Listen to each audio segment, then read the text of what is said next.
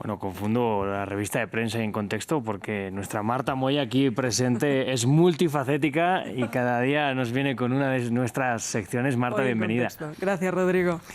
Bueno, vamos a hablar hoy de uno de los temas en el candelero informativo, desde luego. Ha quedado quizás un poco opacado este tema por la actualidad vaticana, pero es bien importante, nos lleva hasta Estados Unidos y no es otro que la pugna abierta entre el gobierno de Donald Trump y las universidades, especialmente la de Harvard.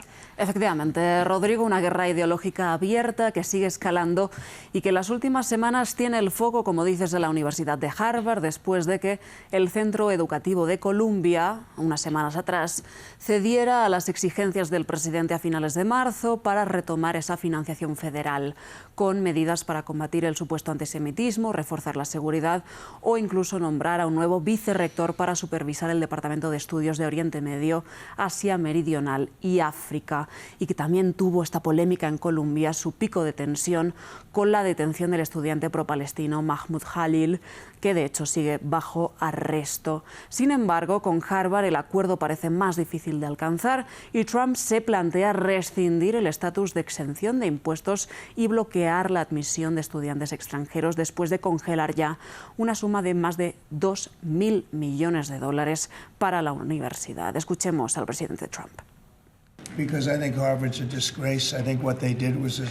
Porque creo que Harvard es una vergüenza, creo que lo que hicieron fue una vergüenza y de repente empiezan a comportarse así. Pero cuando ves dónde estaban, lo que hacían, cuando ves cómo manejaron los acontecimientos.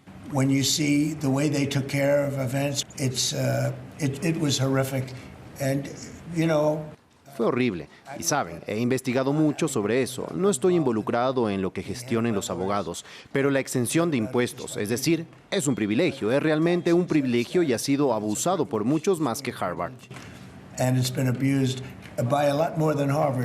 Como digo, Harvard se rehúsa a claudicar y elevó la apuesta, interponiendo una demanda el lunes para impedir que el presidente estadounidense congele los fondos. La universidad con sede en Boston sostiene que es ilegal y que aceptar las exigencias del republicano sin ningún tipo de filtro socavaría su independencia. Algo que la Casa Blanca ha dicho que va a contestar en los tribunales. Escuchemos. Por desgracia, Harvard no se ha tomado en serio las exigencias del presidente ni de la administración. Lo único que pide el presidente es que no se infrinja la ley federal y entonces podrán disponer de su financiación federal. Creo que el presidente también se está haciendo una buena pregunta. ¿Más de $2.000 millones para Harvard? Cuando tiene una dotación de más de $50.000 millones. ¿Por qué los contribuyentes estadounidenses subvencionan una universidad que ya tiene miles de millones en el banco? Desde luego no deberíamos financiar un lugar donde existe un antisemitismo tan grave. Entonces, Rodrigo, la Casa Blanca acusa a Harvard y a otras universidades de promover el antisemitismo, pero la respuesta de los centros de educación superior en el país norteamericano ha sido bastante contundente, al menos con las palabras, y en el día de ayer más de 100 presidentes de universidades, colegios y sociedades académicas publicaron una carta conjunta oponiéndose al gobierno de Trump, en la que no se oponen per se a una revisión federal, pero se niegan a cualquier injerencia más allá. Vamos a escuchar aquí un extracto de esa declaración.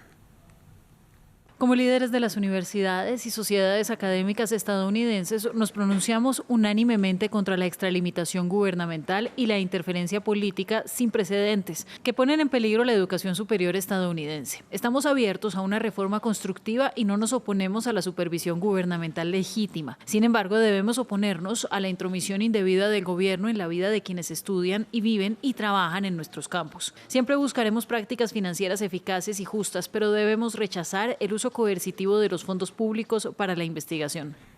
Bueno, Marta, esta cruzada de Donald Trump contra más de 60 universidades no es nueva, ¿verdad? La veíamos ya también en la campaña electoral antes de que llegara de nuevo a la Casa Blanca y a la vez puede poner en riesgo a miles de estudiantes que cursan grados y otras especializaciones o que están cursándolos para los próximos años. Efectivamente, sí. De hecho, el punto de inicio de esta pugna va de la mano de las protestas pro-palestinas del año pasado para denunciar la guerra de Israel en Gaza y la ocupación de los territorios palestinos.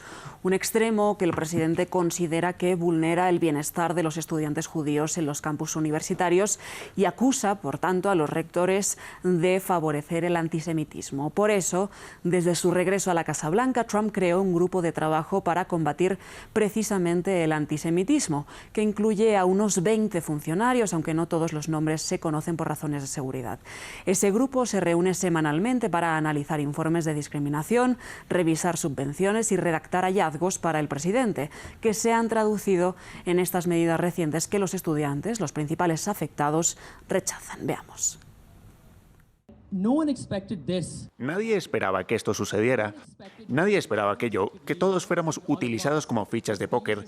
Nadie esperaba que todos, de nuevo, historias auténticas, historias únicas, hermosas en su propio sentido, fuéramos utilizados como herramientas de negociación entre diferentes administraciones.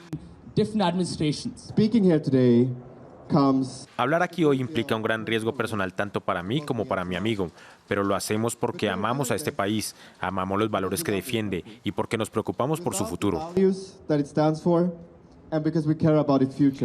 Bueno, Marta, vamos en concreto a Harvard. No es ningún secreto que, si no la más prestigiosa, una de las universidades más prestigiosas del mundo, desde luego la más rica también del mundo, allí puede costar hasta $80.000 la matrícula para estudiar, se dice pronto. Pero con este poder, ¿serían capaces de hacerle frente a Donald Trump?